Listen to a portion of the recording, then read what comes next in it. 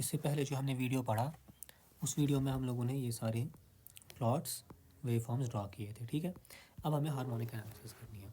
तो देखो सबसे पहले हमारा आता है पोल वोल्टेज। तो पोल वोल्टेज की फॉर्मूला होती है summation of all the odd terms 2 VDC divide by n pi into sine omega t. ठीक, क्या होती है 2 VDC divided by n pi into sine n omega not t. फिर हमें पता है हर एक पोल एक दूसरे से 120 डिग्री सेपरेट होता है। तो मैं इसको क्या करूँगा, एक को करूँगा -120 डिग्री, दूसरे को करूँगा +120 डिग्री, तो मुझे दोनों वोल्टेजेस मिलेंगे। 120 डिग्री क्या होता है 2π/3। अगर मैंने -120 किया तो -2π/3, +120 किया तो +2π/3। अब यहाँ हम n कर रहे हैं मल्टीपल्स ऑफ 120 हो सकता है इसीलिए, ठीक है। तो अगर VAO ये है, VBO में सेम यही होगा, बस 120 शिफ्ट होगा। VCO सेम यही होगा, बस 120 शिफ्ट होगा। तो हो गए पोल वोल्टेजेस हमारे। अब हमें पता है जो फेज़ वोल्टेज हमारा है, फेज़ वोल्टेज हमारा क्या, हम कैसे कर रहे थे 180 के बाद वो सेम है। हम 180 तक ड्रॉ करते थे, तो हम यहाँ पे वही करेंगे 180 तक बनाएंगे। हम इसका पहले क्या करेंगे 180 तक इसका फेज़ RMS कैलकुलेट करेंगे। और RMS हमें क्या पता है, तो 180 तक क्या है 0 to पाई, तो 1/पाई पीरियड है इसका पाई तक। इंटीग्रेशन क्या होगी, फिर से 0 to पाई हम जा रहे हैं, इंटीग्रेशन 0 to पाई होगी। जो भी वोल्टेज अंदर होगा उसका स्क्वायर करना है और इस सारे का रूट लेना है, तो वही होता है हमारा RMS। तो देखो यहाँ पे हमारा RMS कैसे ब्रेक होगा, पहले 0 to 60 में ब्रेक होगा, फिर 60 to 120 में ब्रेक होगा, फिर 120 to 180 में ब्रेक होगा। तो यहाँ एंगल कितना है 0 to 60 angle is 60 degree, 60 to 120 angle कितना बचा है 60 डिग्री, 120 to 180 कितना एंगल है 60 डिग्री। और 60 क्या होता है π/3, यहाँ पे है π/3 और यहाँ पे है π/3।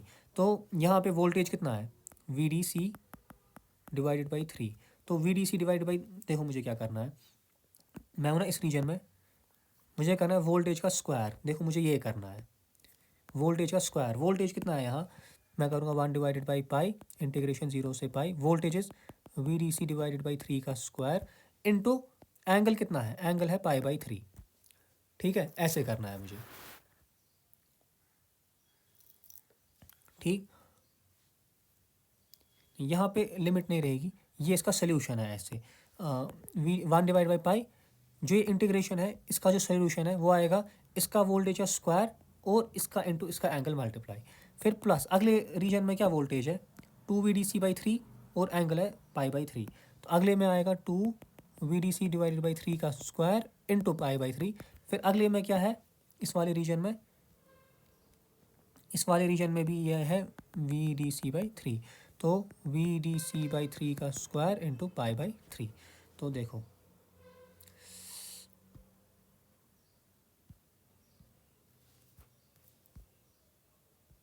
ये देखो VDC/3 का स्क्वायर इंटू π/3, 2 VDC/स्क्वायर इंटू π/3, दिस इंटू π/3 और बाहर 1/पाई और सारे को ऊपर पावर 1/2। ये क्या बनेगा VDC/3 का स्क्वायर क्या होगा, ये बनेगा VDC का स्क्वायर, 3 स्क्वायर होता है 9, तो 9 और ये 3 ऑलरेडी है बाहर 3। तो यहाँ से मैंने क्या किया है, ये पाई है यहाँ पे, ये पाई है यहाँ पे, पाई है यहाँ पे, इन पाई को कॉमन लिया और उसको इस पाई के साथ काट दिया। तो यहाँ पे क्या बचेगा, यह 2 स्क्वायर हो जाएगा 4 VDC स्क्वायर, 3 स्क्वायर हो जाएगा 9 और इंटू 3। तो ऐसे ही बनेगा। तो डिनोमिनेटर में तीनों को 9 × 3 9 × 3 9 × 3 आएगा। तो ऊपर ये क्या बनेगा 4 5, नीचे तो डिवाइड बाई 27 है, ऊपर है VDC स्क्वायर, VDC स्क्वायर 2, ये हो गया 6, 2 + 4 = 6, 2 VDC square by 6, 3 2s are 3 9s are, फिर इस सारे के ऊपर है 1/2। तो 1/2 का रूट, 2 का रूट हो गया √2, 9 का रूट हुआ 3, VDC का रूट हुआ ये बनेगा √2/3 VDC। ठीक है, ये आया हमारा फेज़ RMS। अब देखो अब हमें इसकी हर फोरियर सीरीज़ बनानी है। देखो आप यहाँ जाते हैं, आप देखो फोरियर सीरीज़ में हम क्या यहाँ करेंगे, आप लोग इसको ऑब्जर्व करो। हम एक ये लाइन है ना ये वाली VDC/3 की, हम एक VDC/3 की लाइन ले रहे हैं। तो हम बोल रहे हैं फोरियर सीरीज़ में हमें एक VDC/3 की लाइन है, उस VDC/3 की लाइन पे हम लोगों ने एक स्क्वायर वेव को उसके ऊपर रखा है जिसका वैल्यू VDC/3 है। कैसे, अगर हम VDC/3 को VDC/3 ऐड करेंगे, वो कितना आएगा, VDC इज 2 VDC/3। तो वही है ना इसका वैल्यू। मतलब मैंने ये देखो, जो ये रेड लाइन है ना VDC की, मैंने इस VDC, ये वो है ये, इस VDC रेड लाइन को मैंने एक और VDC जोड़ा, वो है ये, तो मुझे 2 VDC/3 मिला। तो मुझे यही 2 VDC/3 मिला। मतलब मैं फोरियर सीरीज़ में एक रेड लाइन ले रहा हूँ, स्ट्रेट लाइन VDC/3 की ले रहा हूँ, उसके ऊपर मैं एक और VDC जोड़ रहा हूँ, ठीक है। उसको हम बोलते हैं कॉसी वेव, ठीक है। ये मैं यहाँ पे दिखाता हूँ, देखो ये एक स्ट्रेट लाइन पे मैं ऐड कर रहा हूँ एक बॉक्स जो मुझे ऐसा दे रहा है, ठीक। और ये मैंने समझाया, इसको बोलते हैं कॉसी वेव। अब देखो किधर गया ये है ना, ये एंगल कितना है यहाँ पे 60 डिग्री का है ना, इस पूरे हर एक बॉक्स का एंगल 60 डिग्री है। 60 डिग्री होता है π/3। तो जब भी हम एक कॉसी स्क्वायर वेव देखते हैं, हम पहले वहाँ पे फोरियर सीरीज लिखते हैं ऐसे। फोरियर सीरीज होता है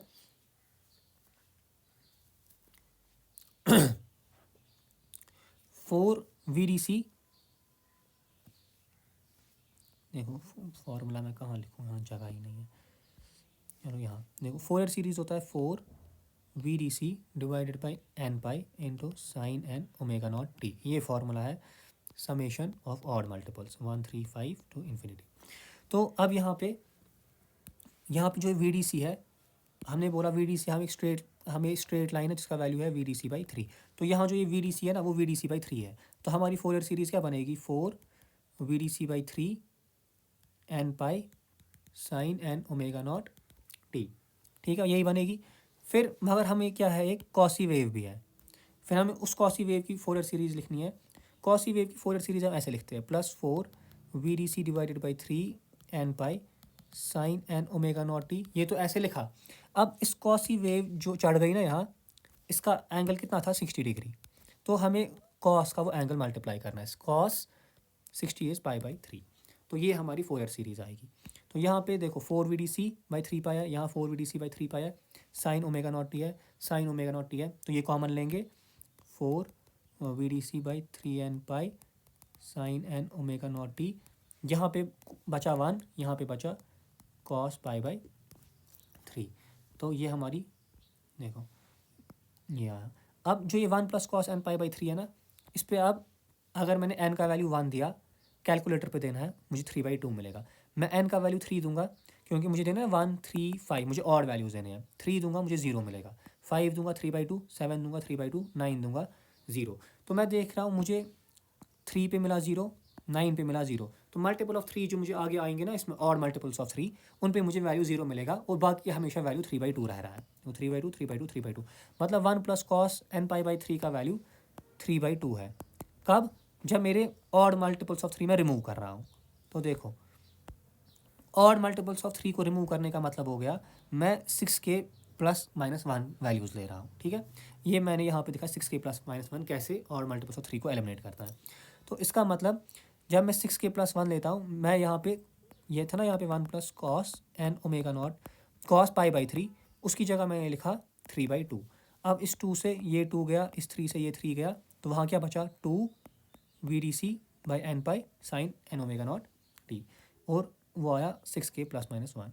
अब इसको 120 डिग्री शिफ्ट, इसको 120 degree shift, +2n π/3, sorry -2n π/3 +2n π/3, ठीक। तो ये हो गई हमारी इसकी हार्मोनिक एनालिसिस। अब मुझे इसका हार्मोनिक डिस्टॉर्शन निकालना है, तो मैं फंडामेंटल RMS निकालूंगा। फंडामेंटल RMS होता है जो भी मेरा इसका पीक वैल्यू है ना, VAN का, इनका जो पीक वैल्यू है उसको डिवाइड करना होता है √2 से। इनका पीक वैल्यू क्या है,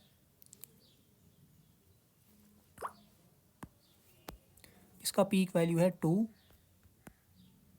पाई, 2 पाई है इसका, 2 VDC/π, सॉरी ये है ना इसका पीक वैल्यू 2, ये होता है पीक वैल्यू। तो 2 VDC/π इसका पीक वैल्यू है।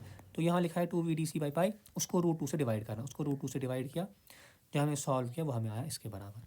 अब जो डिस्टॉर्शन फैक्टर होता है वो होता है fundamental RMS by phase RMS। Fundamental RMS तो हमारा ये है, फेज RMS जो हमने अभी ऊपर डिराइव किया था ये है।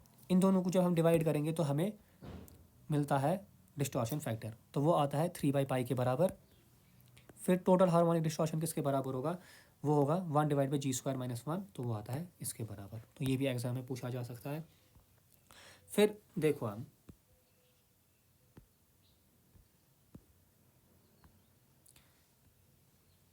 देखो यहाँ पे हमारी जो ये लाइन वोल्टेज की वेव फॉर्म है, ये है ना ऐसी। मैंने अभी देखा मुझे फोरियर सीरीज जब बनानी होती है, मैं एक कॉसी स्क्वायर वेव लेता हूँ। देखो ये मैं यहाँ पे नाइस से बनाता हूँ। देखो क्या है, वी ए बी में बनाता हूँ यहाँ, ये है वी डी सी, ये है वी डी सी, फिर है ज़ीरो, फिर है minus V D C, minus V D C, then it is again zero.